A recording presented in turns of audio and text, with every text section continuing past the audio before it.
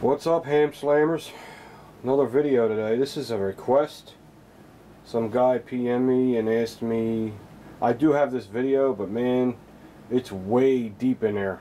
Good luck finding it. So I figure I'll do it for this guy, and probably got another 6,000 more subs since I've done this video, so it'll be helpful to them dudes too. The guy asked me, how do you take a magazine apart and clean it? And I said, well, what kind of magazine are you talking about? And he said, oh, it's for my Colt. Well, I asked him, I said, well, does it have a button on the bottom so you can take the plate off? Or is it tack welded and sealed? And he said, it's tack welded and sealed. I said, okay, well, that's a little more different. It's not difficult, it's a little more involved. And I'm going to show them how to do it. And at the same time, if you guys have these type of magazines, even my new Kimber, that brand new one right there, even that has a tack welded sealed bottom on it. See, can't take the floor plate off. It's welded on there.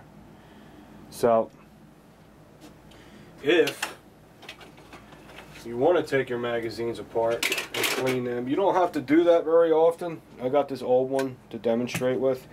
You don't have to do it very often, guys. I mean, I know you want to keep your guns clean, but really you don't need to do unnecessary things either, because it's just, you know, you don't want to waste your time. I recommend cleaning your magazines out maybe every, I don't know, every 2,000 rounds. That's what I would say. Maybe every 1,000 rounds. That's what I would do. That's what my brain's telling me to do. So, you know, if you shoot 500 rounds through your gun, you know, I mean, you could clean the floor plate, I mean, the follower off, of course. You always want to keep that clean. But to actually take the spring out of the cylinder, actually take the spring out of the body of the magazine and clean it, I would say every 1,000 rounds. Let's play it safe, every 1,000 rounds. Because gunpowder does get down there. And anywhere where gunpowder gets, dirt sticks to gunpowder, because gunpowder is like sticky. You know, because what happens is the gunpowder gets on your gun, and your gun's got factory oil or cleaning oil all inside of it from you cleaning it. It's not dry. Even the magazine has oil inside it because the manufacturer coats everything lightly with oil. Whew, man, a speech impediment motherfucker I am. What a faggot. Is it hate speech if you call yourself a faggot? I'm calling myself a faggot. So don't be saying hate speech. Ugh, I get so aggravated with myself. So I'm going to show you how to do this. What you need is, what I do is, you know, everyone has their own fucking way, okay?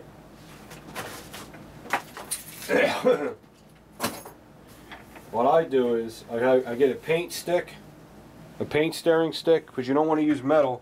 You don't want to scratch up your follower. You want to keep your follower nice and smooth, because that's part of the feeding process. Anything where something slides on something, don't scratch it. Okay. So here's an old magazine. Just an old magazine. I don't use these kind without the bent over skirting. I don't like them. They do work, but there's better magazines out there now. What you do is, since you cannot take the bottom off, you need a punch about this size. You want a little punch, even though the holes are big, because you don't want to bend the springs. You want to get something skinny in there. And this punch is 3/30 seconds. So you get a 3/30 seconds punch, and you get a paint stirring stick so you don't scratch nothing up. Okay. And what you do is you depress it halfway like this, like about there. Get the punch here and stick it in the hole, one of the holes, you know, wherever you see daylight, and then release it. Now what that's doing right now is holding the spring tension back for you. And now what you want to do is you got to get the follower out. So what you do, you get the follower out. Sometimes it's a pain. You got to tap it. Okay, so if it won't come out, you got to tap it on a hard surface. So I have a vise over here. I'm just going to tap it on there. There it goes. Sorry you couldn't see that, I just tapped it upside down. There's the follower. See it? That's it, that comes out. They're pretty simple to put back in. You got to get them in the right angle, you got to turn it and twist it and get it in there, and see it's already in there. See how easy it is to get in there? Always make sure you look at everything, how it comes out, because you don't want to put nothing in backwards. And it's very easy to do, because I've done it many times. Okay? Okay, now there's springs in there. So what you do is you put your thumb over this, okay, or even better so you don't hurt yourself. Put this down here and release the spring. Okay? And now when you take this out, make sure you look on the angle of how that is. So it's like this.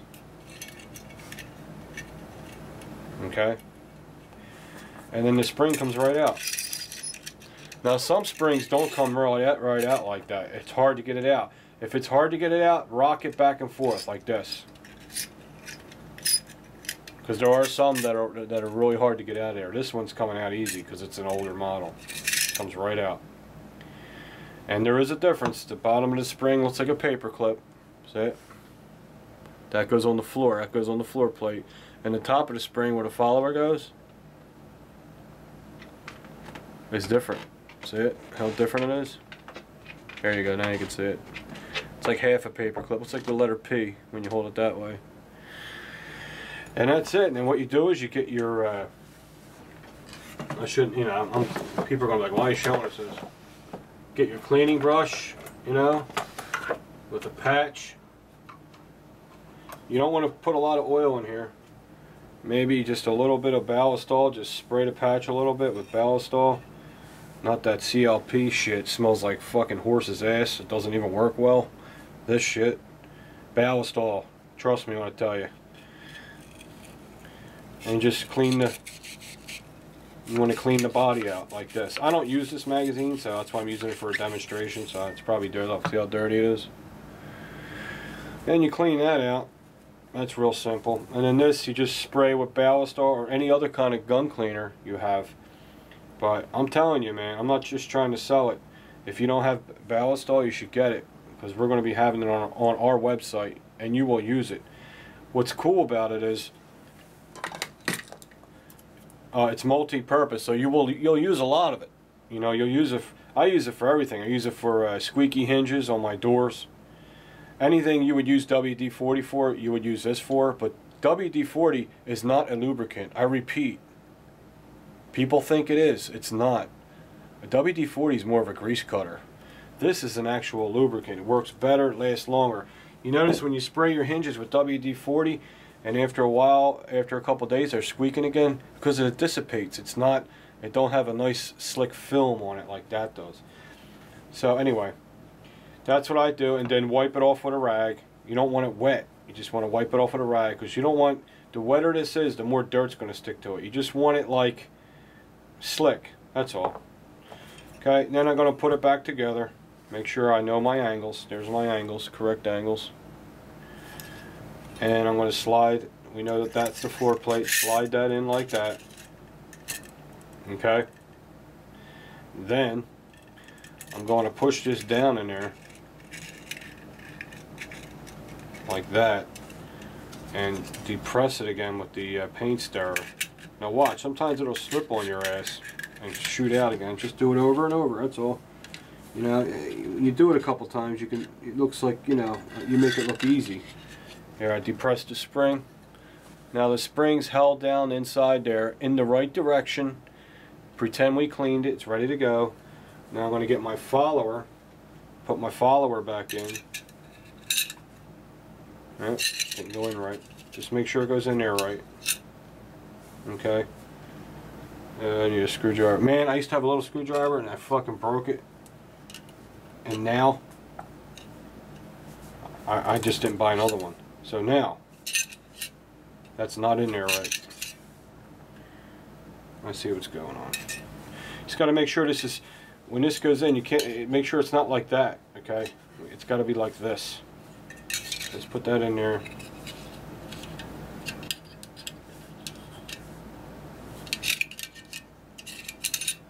That might work. Put your finger over it and pull it. That hurts. That's it. Now it's in there. And make sure it slides up and down real nice. It's good. It's good. Now, if you want to make sure it works, put some snap caps in there. Put it in your pistol and rack them, rack them, rack them, rack them. Make sure it feeds real nice. But that's it. That's how you take apart and clean a sealed magazine. That's how I do it. That's how I was taught to do it. And I'm teaching you guys. I'll show you guys how to do it. So all you need is a cleaning brush, a patch, a paint stirring stick, and a punch. And that is your little setup to take care of that little project. Now,